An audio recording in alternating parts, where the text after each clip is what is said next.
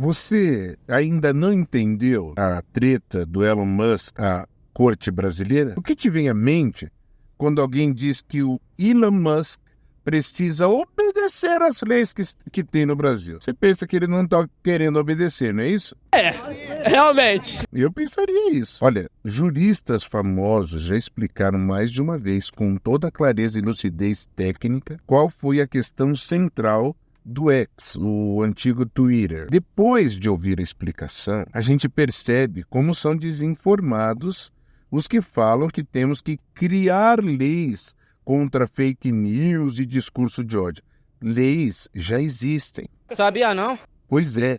Sem que se deem conta, essas pessoas estão confessando que não há leis vigentes que permitam fazer o que eles querem fazer.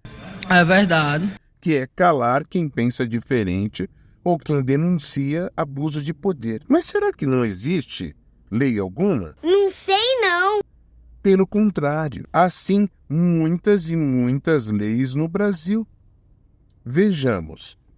A começar pelo artigo 220 da Constituição, que proíbe não somente a censura de qualquer natureza, como também proíbe a criação de qualquer lei ou mecanismo legal para que aconteça essa censura.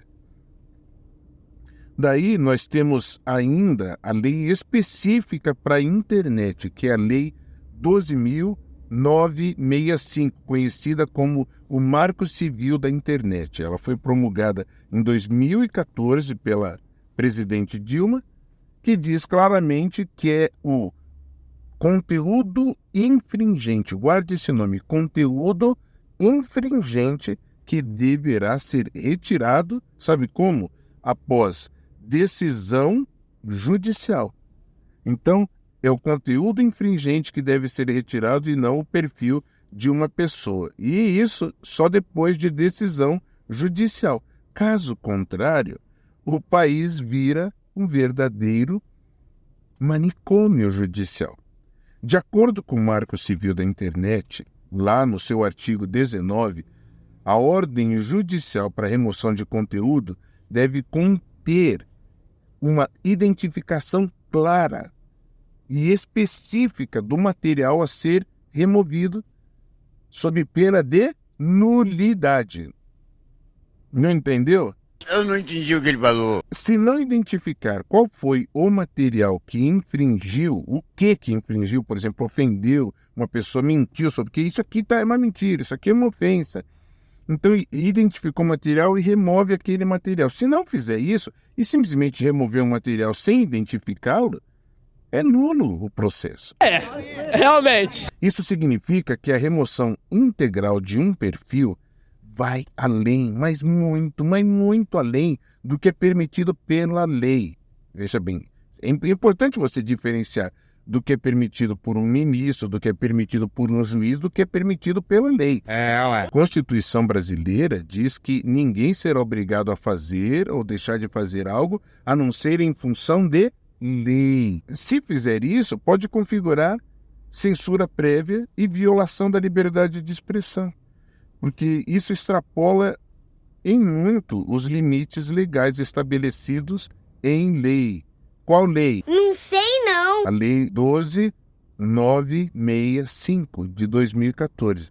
Pelo visto, os advogados do X sabem disso e não queriam descumprir a lei, porque o ministro ordenou algo diferente da lei.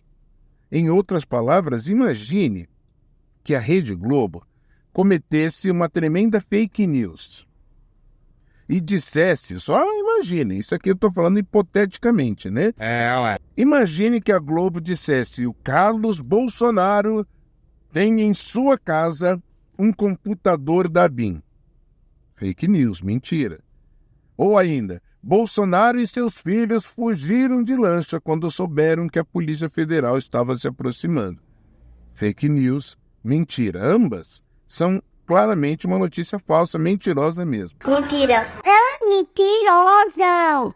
Os atingidos por ela, o Bolsonaro e os seus filhos, tem todo o direito de entrar na justiça e pedir a remoção desses conteúdos fraudulentos e dolosos do portal de notícias da Globo. Esse conteúdo, a lei que trata da internet, o Marco Civil, ele chama de conteúdo infringente. Infringente por quê? Porque infringiu a lei. É isso o que o Marco Civil afirma. É o conteúdo que deve ser retirado nesse caso. É o conteúdo que deve ser retirado. Então, nesse caso, seriam essas notícias falsas e não a derrubada do perfil da Rede Globo nas plataformas.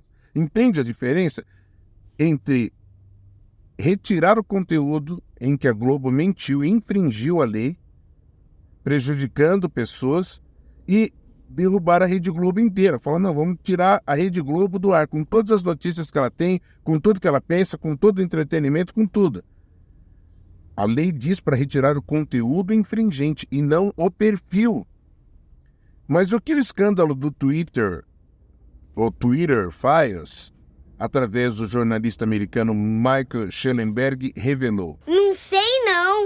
Revelou que os funcionários do antigo Twitter no Brasil foram coagidos a derrubar perfis. E o pior, sem ordem judicial. Como é que isso ia acontecer?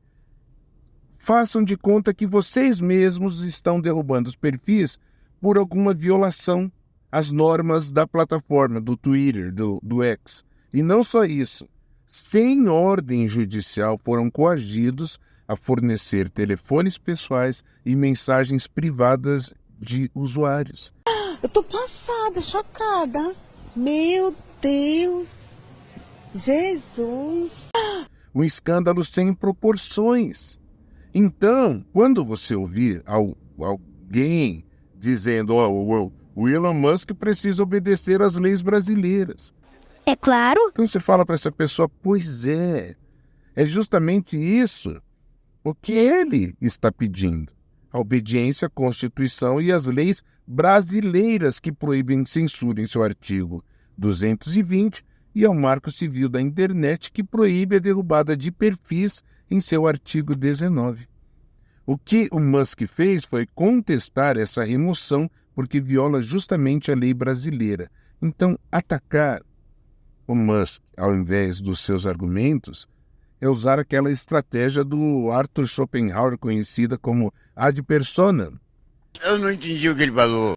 Na qual, quando alguém não tem argumentos para rebater uma ideia, passa a atacar a pessoa, ao invés dos seus argumentos. Além disso, a lei americana diz que empresas americanas que atuem no exterior precisam obedecer às leis locais. É verdade. Quer dizer, às vezes não. É isso que o Twitter está afirmando. Nós queremos obedecer à lei. E se tem algum juiz que se coloca acima da lei, ou algum ministro que se coloca acima da lei, entre a obediência a um ou ao outro, nós ficamos com a obediência à lei. Você entendeu? Se você entender, por favor, comenta, curta e compartilhe este vídeo.